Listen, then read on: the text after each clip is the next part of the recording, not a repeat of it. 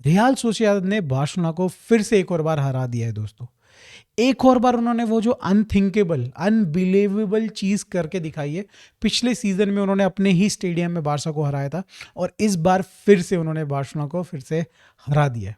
हम Barca fans यहाँ पे भाई एक्सपेक्टेशन लगा के बैठे थे कि भाई 11वीं के बाद 12वीं विक्ट्री आएगी भाई। और कहीं ना कहीं हम लोग थोड़ा ओवर कॉन्फिडेंट हो गए थे। हमें ये लग रहा था कि भाई यहाँ लीग में तो हमने समेट दिया है। मे बी यहाँ पे रियल मैड्रिड थोड़ा बहुत पुश कर सकती है, बट हमने यहाँ पे समेट दिया है। बट यहाँ पे भाई प्रूव किया रियल सोसिएदाद ने कि भाई लीग को भी आप लाइटली नहीं ले सकते हो। और इसके साथ एक और चीज़ पता चलती है हमें कि भाई ये बार्सिलोना टीम नहीं हो पाएगा भाई, इससे यूसीएल तो नहीं हो पाएगा भाई। जिस तरीके से हमारे फुल बैक्स हमारे सेंटर बैक्स खुल गए दोनों गोल में, जिस तरीके से खुल गए, मतलब उन्होंने भाई इनविटेशन दे दिया कि आओ गोल मारो, लिटरली इस तरीके से। तो आई डोंट थिंक सो कि भाई यूसीएल में हम लोग भाई नॉकआउट राउंड तक भी पहुंचने वाले हैं। हम लोगों को प्लेऑफ खेलना पड़ेगा और भाई जो भी टीम प्लेऑफ में हमें खेलने को मिलेगी, अगर वो भी हाफ डिसेंट भी टीम होगी भाई, हमारी किस्सा कहानी खत्म वहीं पे हो सकता है। अगर आप यहाँ पे भाई देखेंगे ना भाई, अगर स्टैट्स उठा के देखते हैं तो आपको दिखाई देगा कि भाई Barcelona was dominating real Sociedad. And definitely भाई अगर आप मैच देख रहे हो तो आपको दिख रहा है कि भाई बार्सिलोना के पास पोजीशन है, हम लोग चांसेस क्रिएट कर रहे हैं। बट द थिंग इज कि भाई हमारे प्लेयर्स अगर आप बात करें अटैक में एंड डिफेंस में, बिल्कुल भी इन ट्यून नहीं थे। अगर आप देख रहे हैं यहाँ पे भाई फर्रान टोरेस को, जिसको प्यार से लाइन ब्रेकिंग पास मिल रहा है और भाई उससे कंट्रोल नहीं हो रही बॉल, एक मोमेंट नहीं, दो मोमेंट नहीं, 3-4 मोमेंट में भाई फर्रान टोरेस से बॉल कंट्रोल नहीं हुई है। एंड दैट इज भाई आई ऑलवेज से कि भाई यहाँ पे हम लोग फर्रान टोरेस पे कभी भी सोलली डिपेंडेंट नहीं हो सकते। He should not be our भाई मेन स्ट्राइकर। डेको जो बोलता है उसके कान के नीचे 4 लगाओ भाई। फर्रान टोरेस को अगर कल बेच कोई खरीद रहा है 60 मिलियन में तो कल बेच दो भाई, बट भाई उस पर डिपेंडेंट मत हो। वो डेफिनेटली कई सारे गेम्स में बहुत बढ़िया परफॉर्म कर देता है, कई बार गोल कर देता है, बट उन सारे गेम में भाई बार्सिलोना उसके बिना भी भाई हम लोग काफ़ी सारे गोल मार सकते हैं। But Ferran Torres in big games जहाँ पे एक्चुअली उसकी बहुत ज़्यादा ज़रूरत है, हमेशा गायब दिखता है। कल के गेम में भी एग्जैक्टली वही हुआ। हम बात करेंगे यहाँ पे ऑल्मो। अरे भाई साहब ऑल्मो, तू तो टेक्निकल प्लेयर है भाई।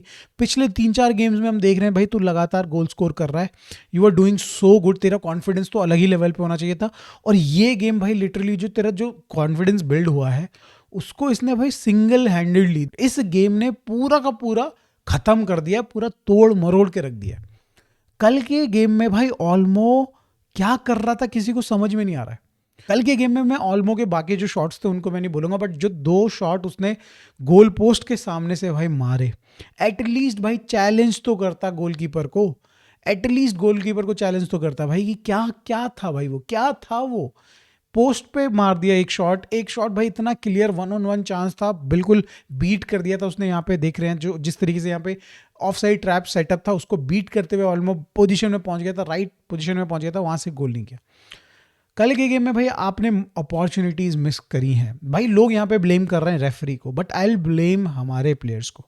भाई अगर आप गेम में आपके सामने लॉलीपॉप वाला चांस रखा हुआ है, आपके सामने इतना इजी पीजी चांस रखा हुआ है और आप उसको फिनिश नहीं कर रहे हो, देन तो भाई आप डिजर्व करते ही नहीं हो जीतने के।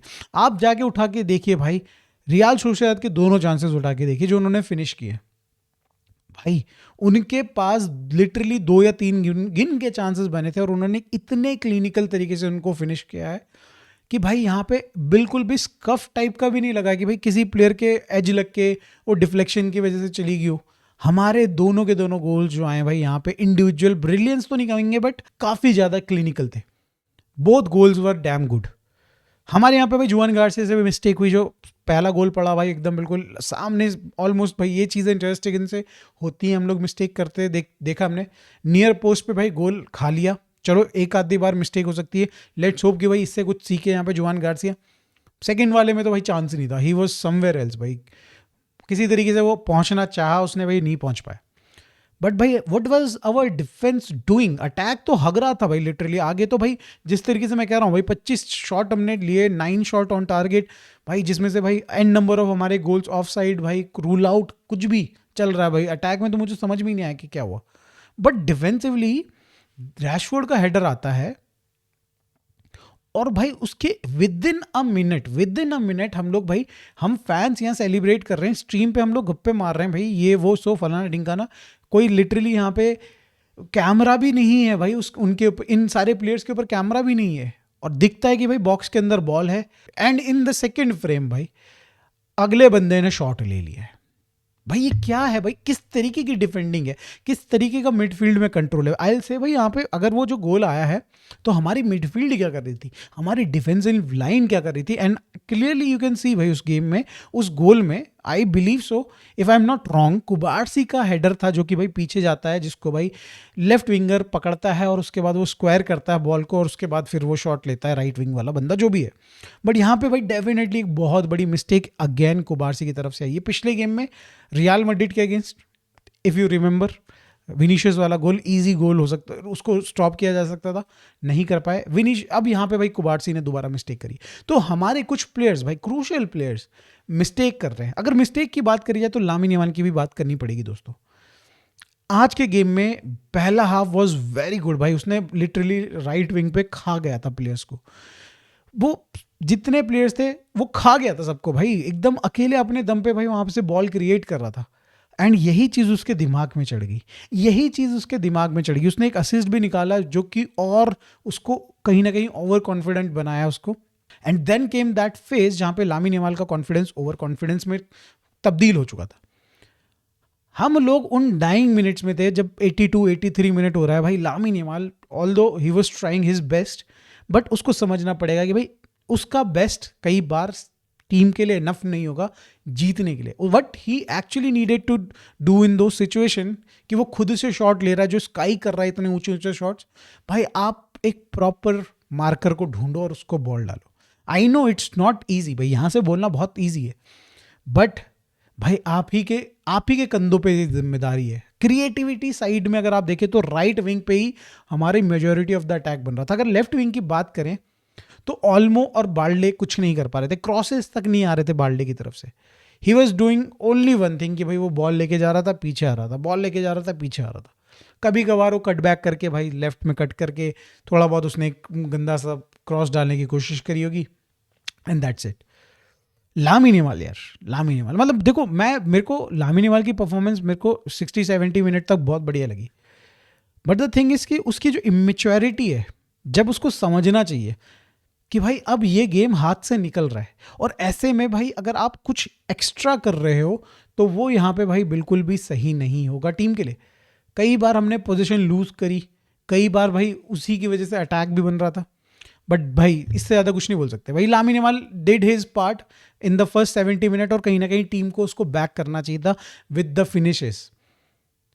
मेरे को बस थोड़ा प्रॉब्लम है लामिन यामाल के वो जो लास्ट के 20 मिनट्स हैं उससे। इस मैच में से अगर एक दो लोग हैं जो कि भाई बोल सकते हैं कि हमने ठीक ठाक खेला, जिनको मैं स्टिल भाई यहाँ पे निकाल सकता हूँ कमियाँ, वो है यहाँ पे पेड्री, फ्रैंकी डियोंग, थोड़ा बहुत फरमीन भी डेफिनेटली यहाँ पे बोल सकते हैं कि भाई मेरा गेम ठीक रहा, बट भाई इनकी भी कमियां थी भाई। फरमीन ने भी कुछ ऐसे शॉट्स लेने का ट्राई किए जो कि स्कफ कर दिए, उसने ऊपर चले गए, ऑन टारगेट नहीं रहे। फ्रैंकी डियोंग एंड पेड्री की बात करी जाए तो और बेटर तरीके से कंट्रोल ले सकते थे। कई बार हमने देखा पेड्री पे तो बहुत ही ज़्यादा फाउल हुए, if I am not wrong भाई 5 से 6 फाउल पेड्री पे अकेले हुए हैं, और जिस फाउल पे रेड कार्ड मिला सामने वाले डिफेंडर को भाई वो फाउल ऐसा था कि उसकी वजह से उसको बहुत सीरियस इंजरी हो सकती थी। उसका एंकल भाई कैसे बच गया, लिटरली इतना ज़्यादा ट्विस्ट हुआ था उसका एंकल। लेट्स होप कि भाई पेड्री इज़ ओके भाई, उसको कोई प्रॉब्लम ना हो। फ्रैंकी डियोंग की बात करें तो थोड़ा और बेटर कंट्रोल मुझे लगता है कि लेना चाहिए था, ऑल्दो उसने अपने हिसाब से भाई बढ़िया ही परफॉर्म किया, बट अगर मे बी हम लोग थोड़ा और बेटर कंट्रोल लेते, थोड़ा और डिफेंसिवली हम लोग बेटर रहते, तो शायद से हमारे भाई जो गोल्स आए वो शायद से मे बी मिडफील्ड में अगर हम थोड़ा बेटर रहते तो डेफिनेटली बच सकते थे। अब हम लोग बात कर लेते दोस्तों कुछ हांसी फ्लिक के जो डिसीजंस थे भाई। पहले जो स्क्वाड जिस तरीके से खिलाई गई भाई कि Dani Olmo on the left hand side and Fermin in middle as a 10, ये कॉम्बिनेशन आज के गेम में बिल्कुल चला नहीं। बट मुझे जब ये लाइनअप आई थी मुझे इससे प्रॉब्लम भी नहीं थी, क्योंकि रैशफोर्ड का फॉर्म जो था इट वॉज प्रीटी एवरेज भाई। पिछले 3-4 गेम से ही वॉज एवरेज, बट जैसे ही रैशफोर्ड आया गेम में उसने गोल स्कोर कर दिया। बट ऐसा नहीं कि भाई यहाँ पे रैशफोर्ड के साथ अगर हम लोग स्टार्ट करते तो हम लोग बेटर कर पाते, आई डोंट थिंक सो भाई। ऑल्मो वाज गुड अगर बात करी जाए।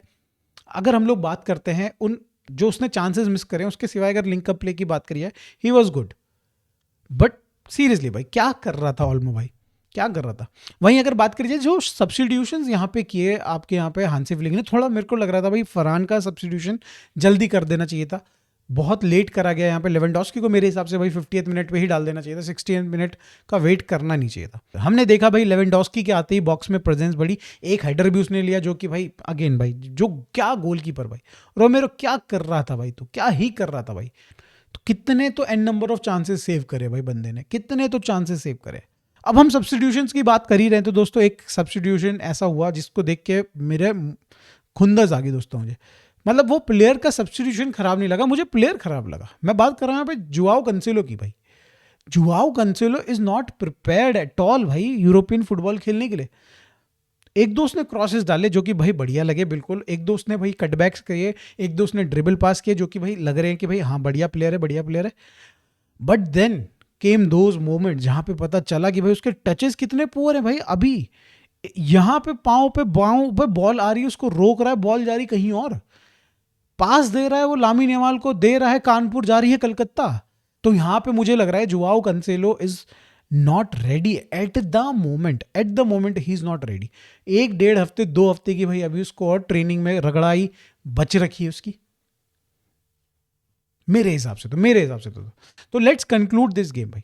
आज कुछ भी नहीं चला हमारा, आज दिन बहुत ही खराब था, डेफिनेटली आज दिन बहुत ही खराब था भाई। इतने chances I don't think so कि बार्सिलोना ने किसी भी गेम में बनाए हैं थ्रू आउट सीजन। आप उठा के देख लो, मुझे नहीं लगता दोस्तों 25 शॉट्स हमने नहीं लिए होंगे भाई, किसी भी गेम में लिए होंगे इस सीजन के। उसके बावजूद भी हम लोग हार गए एंड दैट टेल्स यू कि भाई यहाँ पे कमियां हैं, टीम के अंदर कमियां हैं। देखो डिफेंसिवली डेफिनेटली हम लोग भाई पुअर है, बट थोड़ा और बेटर करने की जरूरत है भाई। इस लेवल पे तो भाई आप ला लीगा जीतना बहुत मुश्किल है आपके लिए। एक दो टीम्स ने ऐसा आपके अगेंस्ट परफॉर्म कर दिया तो भाई मुश्किल हो जाएगी।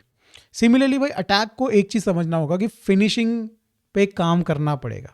पहले गेम को फिनिश कीजिए, उसके बाद मस्ती जो करनी करो भाई, जो करना है करो। एंड भाई थर्ड चीज में यहाँ पे बोलना चाहूंगा कि लेट्स होप कि भाई जो ये हमारा जो पुअर गेम आया, ऑल्दो जिसमें हमने भाई चांसेस दबा के बनाए, इस गेम ने भाई आपको एक वेकअप कॉल दे दिया हो कि भाई आप जीत गए हो, कोई दिक्कत नहीं भाई, कोपा स्पेनिया जीत गए हो, कोई दिक्कत नहीं। आप भाई यहाँ पे कोपा डेल रे के नेक्स्ट लेवल पे पहुंच गए हो, नेक्स्ट राउंड में पहुंच गए हो and you are the favourite of that league, जो भी टूर्नामेंट है उसका। बट स्टिल भाई आप ला लीगा में आपको बहुत सारे गेम जीतने हैं, बड़ी बड़ी टीम्स के अगेंस्ट जीतना है।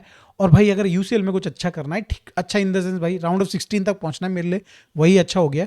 तो आपको यहाँ पे डेफिनेटली इंप्रूव करना होगा। इस तरीके से तो नहीं हो पाएगा, इस तरीके से तो बिल्कुल नहीं हो पाएगा दोस्तों। इस वीडियो में दोस्तों बस इतना ही। Thank you so much for watching this video. मिलते हैं दोस्तों नेक्स्ट वीडियो में। Bye for now, take care.